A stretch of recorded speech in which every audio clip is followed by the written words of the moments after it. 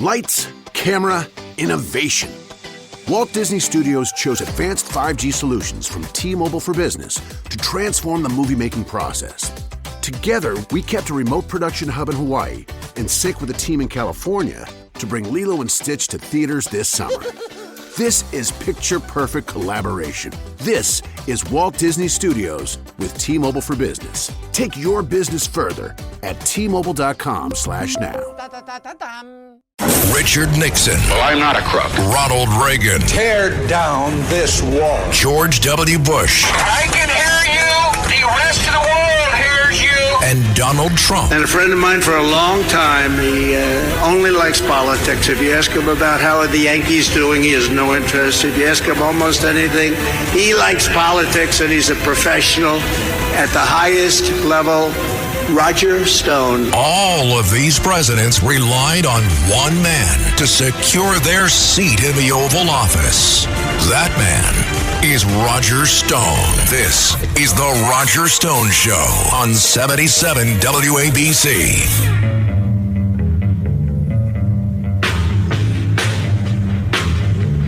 Welcome back, folks. I'm Roger Stone, and this is The Roger Stone Show at 77 WABC, the most dynamic, influential AM radio station in America today. Joining me today is a historical figure. Only less than 10 days ago, by one lone vote, the U.S. House of Representatives renewed the FISA program. That is the program passed in the wake of 9/11, which allows the federal government theoretically to surveil foreign nationals and foreign threats to this country.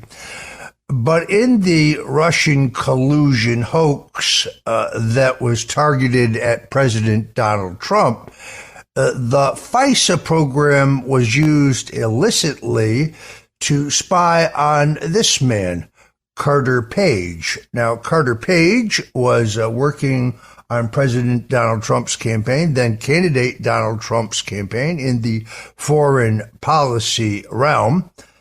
Carter Page, very much like yours truly, did nothing wrong. He was not colluding with Russians. He was not plotting with WikiLeaks. He was working on the campaign. Yet the government, particularly the intelligence agencies and our Justice Department, in their zeal to rationalize an effort to remove a duly elected president, Donald Trump, targeted Carter Page. They not only approved a FISA warrant, asked a judge to approve a FISA warrant to spy on him, but then they renewed that warrant multiple times, even though they know there was no real probable cause for that warrant.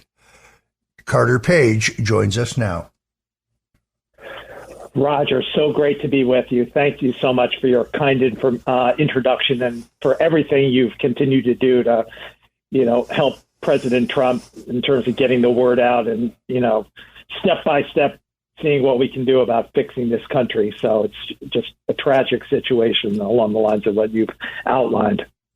Well, look, I really do believe this is the last battle. I believe that if we have a free, fair, honest, and transparent election, that Donald Trump will be returned to the White House. It remains to be seen whether we can achieve that, although I think it is possible. But we're going to be talking about that later on in the show with some of our other guests. I really want to focus on how you felt just a few days ago when you saw the intelligence services program, which was used to target you and which could have then either been ended or it could have been substantially reformed to build in protections for American citizens, U.S. taxpayers. But instead, Speaker Mike Johnson cast the deciding vote to reauthorize the program exactly as it stands today, and therefore exactly the way that it was abused in your case. How did you feel about that? Roger, I think it goes directly back to the point you were making in terms of the importance of this election. I think it's a great demonstration about how one vote can make such a difference in terms of, solving the problems in our country. And everything you said thus far, and, going back so many years, has been so spot on. But the one point I would, slightly push back on, Jan, when you say, the vote allows you to theoretically surveil. Let me tell you something. It is not theoretical. We know time and time again with the crimes that were committed against President Trump, with those 4 warrants, illegal abuse of process warrants that you correctly alluded to, they've done it time and time and time again, right? And, they'll do a little bit of an investigation, but, it only gets worse and worse and worse. And so I think it's a great little case study of all the challenges that our country faces, particularly President Trump, because he has been, public enemy number one and the main target of all these crimes that have continued to roll out as the ongoing threat against, our democracy and the destruction which has been, achieved against our U.S. Constitution, which has been in force for centuries. It's just a step-by-step process. And I know you've kind of, alongside myself, and you've been particularly even more so on the front lines of these crimes. But I think your point about the one lone vote, it's just an absolute tragedy. And it just, it's a wake-up call that we really need to kind of ramp up and do everything possible to make sure that President Trump gets reelected in November. So, Carter, I met you only once. It was 8 years ago. You graciously attended a book party at the Metropolitan Republican Club on the Upper East Side, where I was signing my book. I think it was Stone's Rules, with a foreword by Tucker Carlson. You can get your copy of that by going to stonezone.com. If you're really interested, you get an autographed copy. But and then I had my picture taken with you, showed it to my lawyers. They knew I was under investigation at that time. They said, perhaps you shouldn't post this picture. And I said, the hell with that. I'm posting this picture. And of course, I later did. Kind of walk through for us exactly how this all happened to you. Now, you came to the campaign as a foreign policy area volunteer, as I recall, and correct me if I'm wrong, but walk through the steps for us as to how your life got turned upside down, how your rights got violated. Well, that one and only time I only met you 8 years ago, Roger, I think it's a great case study. It's a wonderful introduction in terms of that process. And, everything that kind of, eventually rolled out of that process. And we can get into that, but I just wanted to, along the lines of what you were saying, that party, the book party, the signing party, where I got a copy of your terrific book at the Metropolitan Republican Club up on the Upper East Side. And I look back in my notes because, again, as we've been through with these crimes and these, the criminal abusive process by both the, the federal government as well as the U.S. Congress in terms of the step-by-step process of invading our rights. I know it was on May 12th, 2016, right? And and how did I figure that out? Well, 1 year later, I was forced, by federal investigators and the FBI and Congress, both the House and the Senate, to self-report everything I've done to support President Trump, and so it was an ongoing process. But, listen, the ridiculousness of it is I was just, as you say, just I was fortunate to be part of a volunteer advisory committee that was put together quite early in the campaign. And unfortunately, they were really looking to, almost immediately, because I had supported the U.S. intelligence community. I'm a Naval Academy graduate. I worked in various, surface warfare as well as intelligence missions around the world during my my years in the U.S. Navy.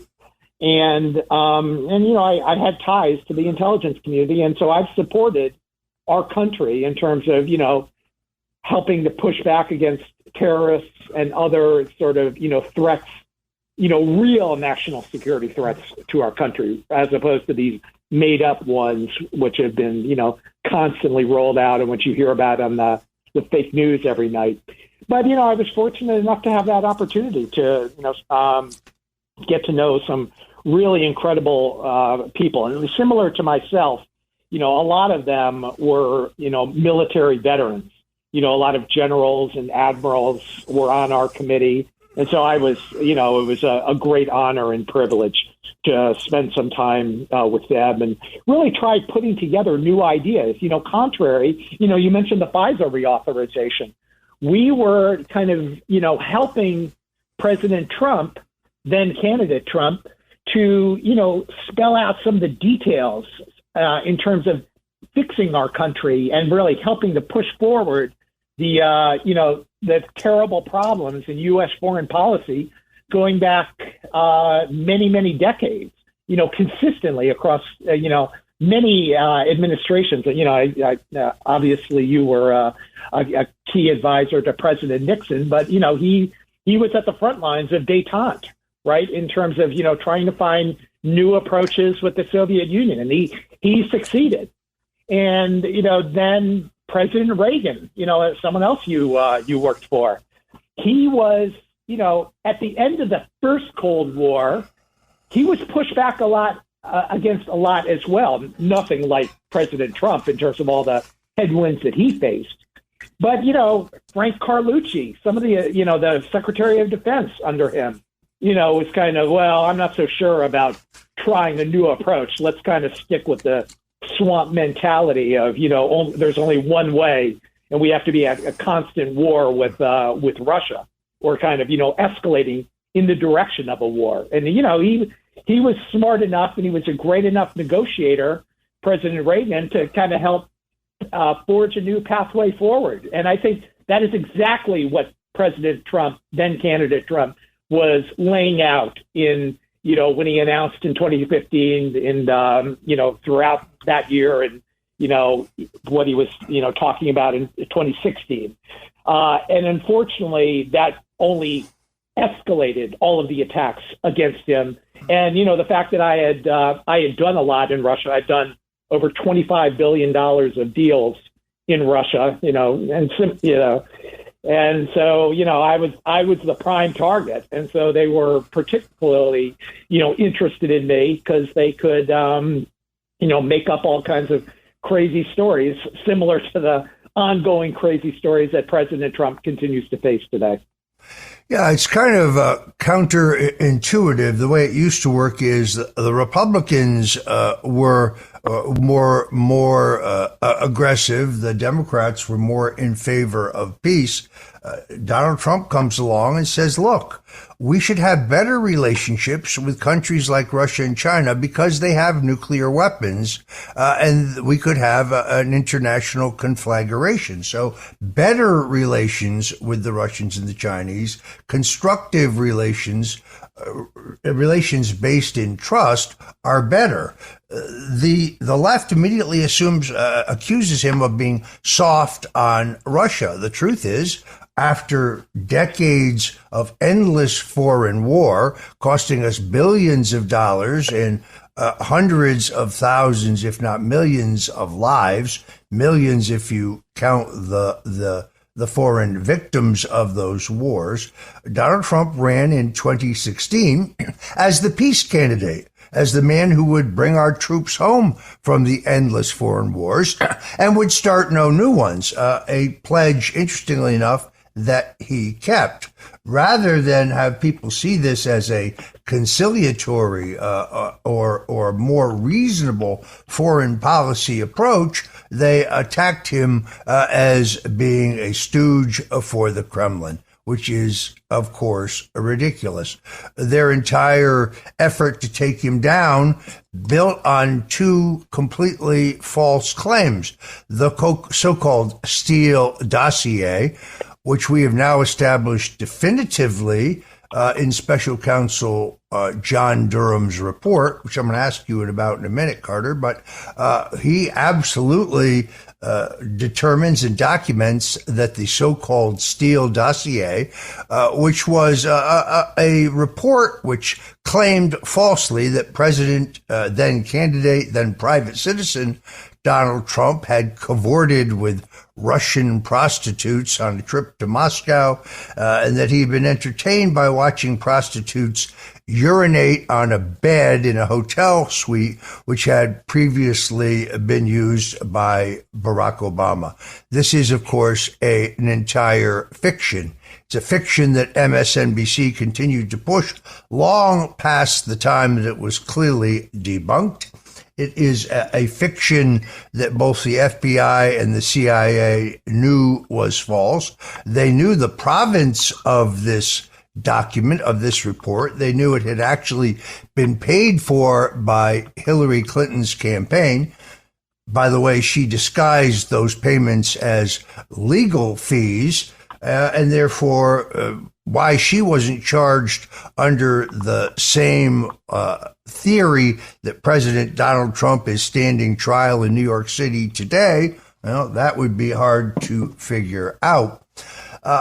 What in the end, they had to rationalize spying on you through the approval of a FISA warrant, but what in the end was it that they suspected or accused you, if anything, of doing? Well, I think you summarized it almost perfectly, Roger. And the only thing I would slightly mention in terms of what you mentioned, it's not that MSNBC continued to push. They continue today, not past tense. They are still pushing, the latest Russia hoax. Just complete lies. And I think you kind of highlighted one of the headline lies, which is the Steele dossier, right? In terms of which is totally made up.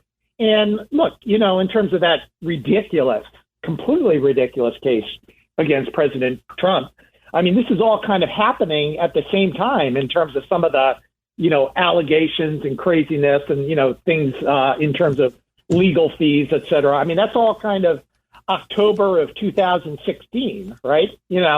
And literally just a few days earlier, on September 23rd, 2016, they were able, with that Steele dossier and all those false allegations against myself, in the first instance, to roll out. They finally found someone at Yahoo News, Isikoff, the author there. And, it was just complete falsehoods, right? And, and again, those were cited. That same article was cited in the 4 warrants, which were completely illegal and a complete violation of President Trump's rights, all of our rights, and including myself, whose name was on the top of that sheet. But it's funny that you mentioned Mike Isikoff. He is, of course, the quote unquote reporter with Yahoo.News who first legitimized the Steele dossier. This is what Nancy Pelosi calls the wrap-up smear. We're going to play that audio for you. So here's how the wrap-up smear works. Once again, you get some falsehood. You get a mainstream media reporter to print it, to publish it. Then you officially, in official proceedings, you point to that story as proof that the claim is true. And then, as Nancy Pelosi says, you merchandise it. That's exactly what happened here. Strangely enough, it is also Mr. Isikoff really acted as a shill for the FBI to float the bogus Steele dossier. Once again, he works as a shill for the FBI in his assertions against you. How ironic that he has recently published a book on Georgia prosecutor Fani Willis, in which he appears to have sealed grand jury testimony within his book. How could he possibly have gotten that? It is amazing how the same bad pennies keep popping up over and over again. Look, I really love this. You went into the records and found it. This is an exact quote from the transcript of the executive session of the Permanent Select Committee on Intelligence of the U.S. House of Representatives in Washington, D.C., Tuesday, September 26, 2017.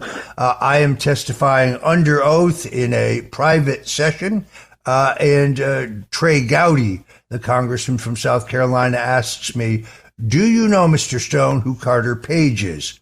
I say, "I know who he is." Did he have an official role or an unofficial role with the Trump campaign? I don't know, I said, because he came after I left. Mr. Gowdy said, "All right, Mr. Stone." I then said he did evidently go to one of my book signings and I signed a book for him. But candidly, I was unaware of who he was at that time. Now, I have little doubt that since I elected to post that picture on Facebook, this was before I was banned for life on Facebook, that the fact that you and I appeared together probably led to the fact that you were targeted. Folks, if you're just tuning in, this is the Roger Stone Show. I'm talking to Carter Page, a man whose name goes down in history because he is the individual illegally and unfairly targeted in the Russian collusion hoax to be surveilled on under a so-called FISA warrant. Don't go away, folks. We'll be right back. I already love same-day delivery with Shipt, but it's so much better since I signed up for Target's Circle 360. Why? Because I no longer pay price markups from the majority of stores through Shipt. Only a handful of alcohol retailers and items don't count. That means no markups on groceries, pet food, even home goods and makeup. So to recap, I have more time to catch up on life while someone shops for me, and I spend less. It's a win-win. Order now at shipt.com/360. Terms apply. Shopping is hard, right? But I found a better way. Stitch Fix online personal styling makes it easy. I just give my stylist my size, style, and budget preferences. I order boxes when I want and how I want. No subscription required. And he sends just for me pieces, plus outfit recommendations and styling tips. I keep what works and send back the rest. It's so easy. Make style easy. Get started today at stitchfix.com/Spotify. That's stitchfix.com/Spotify. Morning decisions. A creamy mocha frappuccino drink? A sweet vanilla? Maybe a smooth caramel? Or that white chocolate mocha? Whichever you choose, delicious coffee awaits. Start your day with bottled Starbucks Frappuccino drinks. Pick up a bottle near you wherever you buy your groceries. Halliday presents, in the red corner, the undisputed, undefeated Weed Whacker Guy. Champion of hurling grass and pollen everywhere. And in the blue corner, the challenger, extra strength, Halliday. Eye drops that work all day to prevent the release of histamines that cause itchy allergy eyes. And the winner by knockout is Halliday. Halliday, bring it on. Welcome back, folks. I'm Roger Stone, and this is the Roger Stone Show at 77 WABC, the crown jewel of talk radio. Now would be a superb time for you to go to the App Store on your cell phone and download the 77 WABC radio app. That way you will never miss any of the dynamic and incredible program we have here at WABC.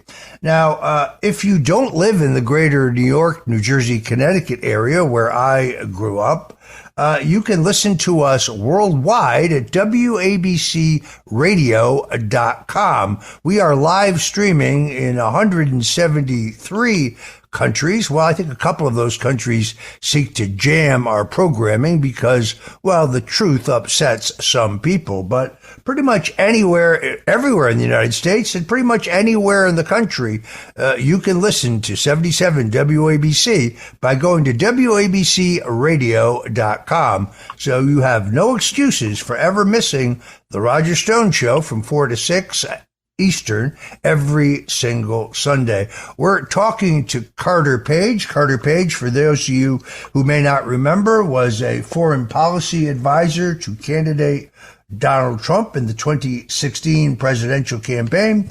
That act of volunteerism changed his life, turned it upside down when he became the target of an investigation pertaining to his alleged connections to the Russians. He was historically the individual targeted for surveillance in a FISA warrant, a warrant that was renewed multiple times, by the way, with the authorization of Acting Attorney General Rod Rosenstein, long after government officials knew that Mr. Page had done nothing wrong and that there was no real probable cause to justify his surveillance.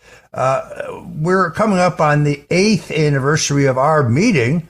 Who could ever imagine what would happen in both of our lives and, in, more importantly, the lives of the nation or the lives of our president, who now stands on trial in New York City in one of the most bogus, pasted together criminal indictments I've ever seen. We're going to have a lot about that on today's show. But Carter, what has life been like since all of this happened?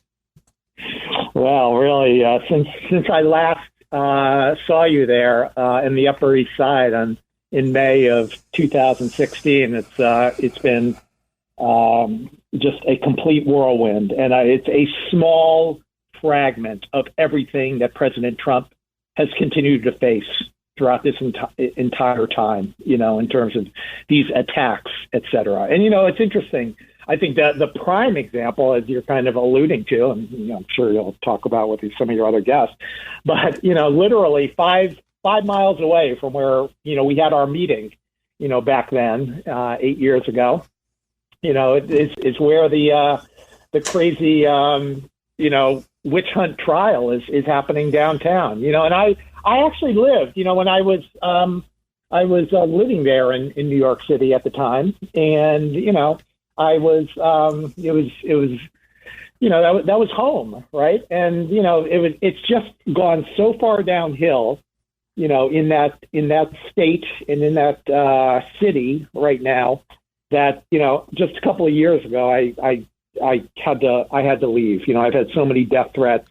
I've had so much, my life has been entirely turned upside down. So I moved to a different state, out west, to kind of, get away from that craziness. And so, it's just really tragic to watch, over these last several years as, President Trump's, First Amendment and other constitutional rights continue to get demolished, as had happened, originally, as they've kind of, escalated the attacks against yourself, so many others, including me, Trump supporters. So I've just had enough with it, and I've tried to avoid New York City as much as possible, but I'm just, I'm so outraged of, the continued escalation that I'm going to make sure that I'm there, to attend that show trial downtown in Manhattan this coming week, just in support of President Trump amidst these, continued injustices.